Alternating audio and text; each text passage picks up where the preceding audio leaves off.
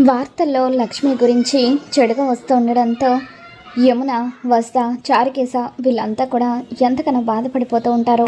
మరోవైపు యమున విహారీ చెంప పగలగొడుతూ, ఈరోజు నా కోడలు లక్ష్మికి నీ వల్ల ఇటువంటి పరిస్థితి వచ్చింది.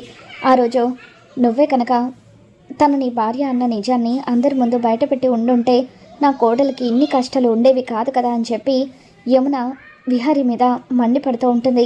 ఇక అప్పుడు విహారీ యమున ఆరోగ్యాన్ని దృష్టిలో పెట్టుకుని ఎందువల్ల తను ఆ నిజాన్ని బయట పెట్టలేకపోయానో చెప్పలేక తనలో తాను ఎంతగానో బాధపడిపోతూ ఉంటాడో.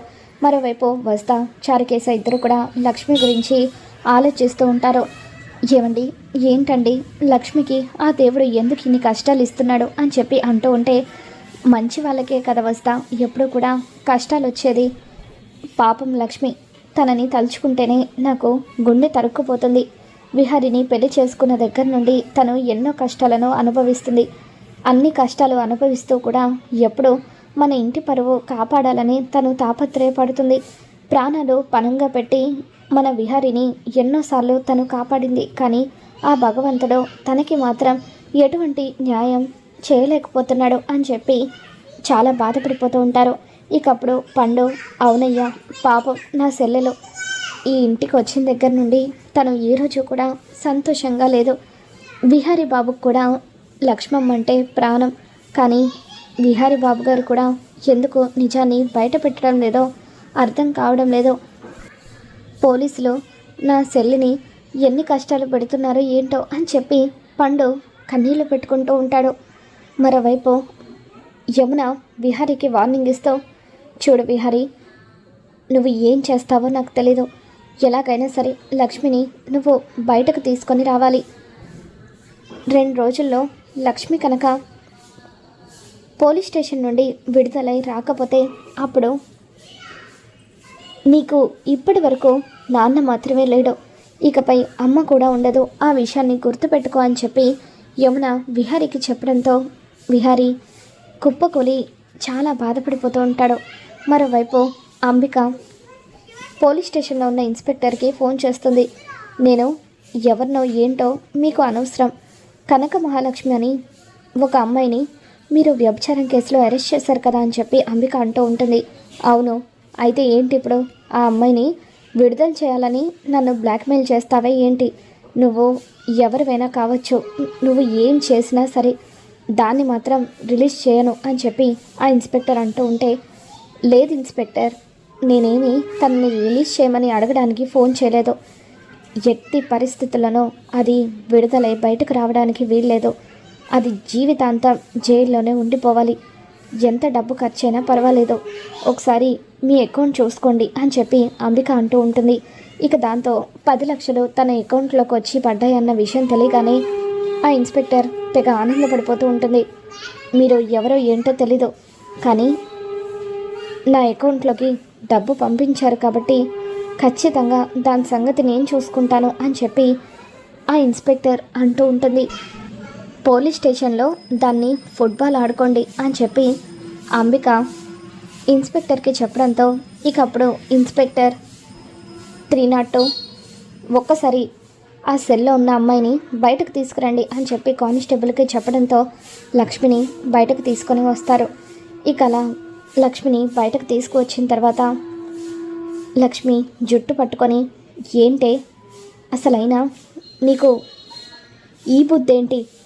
అక్కడ విహారీ గ్రూప్ ఆఫ్ కంపెనీస్లో నువ్వు సీఈఓగా బాగానే సంపాదిస్తున్నావు కదా, మరి ఈ బుద్ధి ఏంటే నీకు అని చెప్పి ఇన్స్పెక్టర్ లక్ష్మి మీద మండిపడుతూ లక్ష్మి జుట్టు పట్టుకోవడంతో తన మెడలో ఉన్న తాళిబొట్టు కనిపిస్తుంది. ఏంటే నీకు పెళ్ళి కూడా అయిందా? ఇంతకీ నీ మొగుడు ఎవరే? ఏం చేస్తాడు నీ మొగుడు చెప్పు అని ఇన్స్పెక్టర్ అడుగుతూ ఉంటుంది. దాంతో లక్ష్మి, ప్లీజ్ మేడం, దయచేసి నా తాళి వదిలిపెట్టండి అని చెప్పి అంటూ ఉంటే, ఏంటే ఎక్స్ట్రాలు చేస్తున్నావో? పెళ్ళై కూడా ఇటువంటి నీచమైన పనులు చేయడమే కాకుండా నాకే ఎదురు తిరిగి మాట్లాడతావా అంటూ లక్ష్మి చెంప పగలగొట్టి అక్కడున్న కానిస్టేబుల్తో నేను చెప్పింది చెయ్యని సైగ చేస్తూ ఉంటుంది. ఇక దాంతో ఆ కానిస్టేబుల్ సరే మేడం అని చెప్పి సైగ చేయగానే వాళ్ళంతటా వాళ్ళే గోడకేసి కొట్టుకుంటూ ఉంటారు. అక్కడున్న ఒక కానిస్టేబుల్ మరొక కానిస్టేబుల్ చేతిని విరిచేస్తుంది. ఏంటి మేడం ఈ ఘోరం అని చెప్పి లక్ష్మి అంటూ ఉంటే, నీ మీద కేసు ఇంకా బలంగా ఉండాలి కదా, నిన్ను విచారిస్తూ ఉంటే నువ్వు మా మీద గొడవకు దిగి మమ్మల్ని అందరినీ కొట్టినట్టు చిత్రీకరిస్తాను అని చెప్పి ఆ ఇన్స్పెక్టర్ అప్పుడు కేసుకి మరింత బలం చేకూరుతుంది. నీ మీద మరిన్ని కేసులు పెడితే ఇక జీవితాంతం నువ్వు జైల్లోనే ఉండిపోతావని చెప్పి ఆ ఇన్స్పెక్టర్ చెప్పడంతో, మేడం నేనేం తప్పు చేశాను మేడం, ఎందుకు నాకు ఇంత పెద్ద శిక్ష వేస్తున్నారు, నేను నిరపరాధిని, దయచేసి నన్ను వదిలేండి, మీకు దండం పెడతాను అని చెప్పి లక్ష్మి బ్రతిమలాడుతూ ఉంటే, దొరికిపోయిన తర్వాత ప్రతి ఒక్కరూ చెప్పేది ఇదేనే అంటూ లక్ష్మిని సెల్లోకి తోసేస్తుంది. ఇక ఒక్కసారిగా లక్ష్మి కళ్ళు తిరిగి పడిపోవడంతో అక్కడున్న కానిస్టేబుల్ వచ్చి లక్ష్మిని చెక్ చేస్తుంది. చూస్తుంటే గర్భవతిలాగా ఉంది. పాపం ఈ అమ్మాయి ఏ తప్పు చేయకపోయినా ఆ ఇన్స్పెక్టర్ డబ్బుకి అమ్ముడుపోయి ఈ అమ్మాయిని చిత్రహింసలు పెడుతుంది అని చెప్పి ఆ కానిస్టేబుల్ లక్ష్మి మొహాన నీళ్లు చల్లి, అమ్మ లక్ష్మి ఈ మంచినీళ్ళు తాగమ్మా అని చెప్పి లక్ష్మికి మంచినీళ్ళు తాగిస్తూ ఉంటుంది. నేను ఏ తప్పు చేయలేదు మేడం అని చెప్పి లక్ష్మి అంటూ ఉంటే, జరుగుతుంది మొత్తం కూడా నాకు తెలుసమ్మా, అక్కడ కూర్చొని ఉందే మా మేడం, అది నరరూప రాక్షసి, దానికి కొంచెం కూడా మానవత్వం అనేదే ఉండదు, డబ్బుకి అమ్ముడు పోయి ఎంతకైనా తెగిస్తుంది, ఎటువంటి పనులైనా చేస్తుంది, నువ్వేం బాధపడకమ్మా, మంచి వాళ్ళకు ఆ దేవుడు ఎప్పుడు కూడా అన్యాయం చేయడం అని చెప్పి కానిస్టేబుల్ లక్ష్మికి చెబుతూ, అమ్మ లక్ష్మి నీతో ఒక విషయం చెప్పాలి, నువ్వు ఇందాక కళ్ళు తిరిగి పడిపోయావు కదా అని అంటూ ఉంటే, అవునమ్మా నీరసంతో కళ్ళు తిరిగి పడిపోయాను, ఎందుకు ఉదయం నుండి నాకు అలాగే ఉంది అని లక్ష్మి అంటూ ఉంటే, అది నీరసం వల్ల పడిపోవడం కాదమ్మా, ఇప్పుడు నీకు 2వ నెల అని చెప్పి కానిస్టేబుల్ అంటూ ఉంటుంది. ఆ మాట వినగానే లక్ష్మి ఒక్కసారిగా షాక్ అవుతుంది. ఏంటమ్మా మీరు చెప్పేది అని లక్ష్మి అనగానే, అవునమ్మా నువ్విప్పుడు గర్భవతివి, ఒట్టి మనిషివి కాదు, ప్రతి ఆడపిల్ల ఎంతో సంతోషించాల్సిన సమయం ఇది అని చెప్పి ఆవిడ అంటూ ఉంటే, ఇకప్పుడు లక్ష్మి విహారీ తను ఒకటైన విషయాన్ని గుర్తు చేసుకొని, భగవంతుడా ఏంటి భగవంతుడా ఇది, ఈ సమయంలో ఏ ఆడపిల్లైనా తన కడుపులో బిడ్డ పెరుగుతుందని సంతోషపడాలి, కానీ నేను మాత్రం బాధపడాల్సి వస్తుంది, నాతో పాటు నాకు పుట్టబోయే బిడ్డ కూడా ఎందుకు దేవుడా ఇన్ని కష్టాలు ఇస్తున్నావని చెప్పి లక్ష్మి చాలా బాధపడిపోతూ ఉంటుంది. ఇప్పటికే విహారీ గారి పరువు తీసినందుకు నేను చచ్చిపోవాలని నిర్ణయించుకున్నాను, కానీ ఇప్పుడు నేను చచ్చిపోదామంటే నా కడుపున బిడ్డ పెరుగుతుంది, ఈ లోకంలోకి రాని ఆ పసికందుని నేను చంపకూడదు, నా బిడ్డ కోసమైనా నేను బ్రతకాలని చెప్పి లక్ష్మి అనుకుంటూ ఉంటుంది. ఎలాగైనా సరే ఈ పోలీస్ స్టేషన్ నుండి బయటపడాలి, కానీ ఎలా, నన్ను కాపాడేది ఎవరు అని చెప్పి లక్ష్మి దేవుడికి దండం పెట్టుకుంటూ, తండ్రి ఎలాగైనా సరే నువ్వే నన్ను విడుదలయ్యి బయటకు వచ్చేలాగా చేయాలి, నా కడుపులో ఉన్న బిడ్డను నేను కాపాడుకోవాలని చెప్పి లక్ష్మి దేవుడికి దండం పెట్టుకుంటుంది.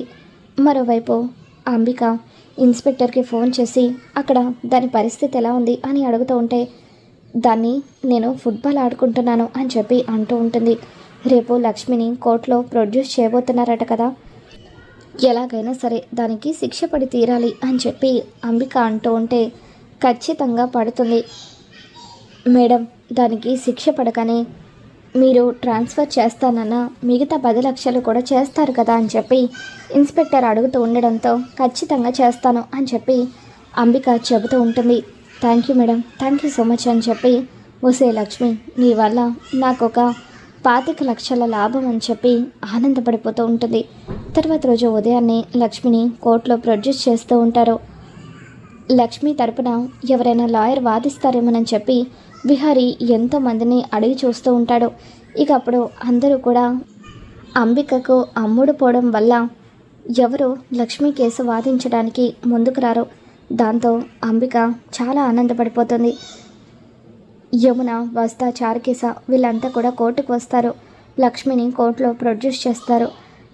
నీ తరపున వాదించడానికి ఎవరూ లేరా అమ్మా అని చెప్పి జడ్జి గారు అడుగుతూ ఉంటారు. లేదు జడ్జి గారు, ఎవరు లేరు అని చెప్పి లక్ష్మి చెబుతూ ఉంటుంది. ఇక సరిగ్గా అదే టైంకి నేనున్నారు జడ్జి గారు అని చెప్పి విహారీ లాయర్ గెటప్లో కోర్టులో అడుగు పెడతాడు. ఇక ఆ విధంగా లాయర్గా వచ్చిన విహారీని చూసి అంబిక, సహస్ర వీళ్ళంతా కూడా షాక్ అవుతూ ఉంటే యమున, లక్ష్మి ఆనందపడిపోతూ ఉంటారు. భగవంతుడా, మొత్తానికి నా కొడుకు మళ్ళీ లాయర్ కోట్ వేసుకున్నాడు. నా కోడల్ని ఖచ్చితంగా నా కొడుకు బయటకు తీసుకొని వస్తాడు అని చెప్పి యమున ఆనందపడిపోతూ ఉంటుంది. మరి రాబోతున్న ఎపిసోడ్లో ఏం జరగబోతుందో మళ్ళీ మన ఛానల్ తెలుసుకుందాం.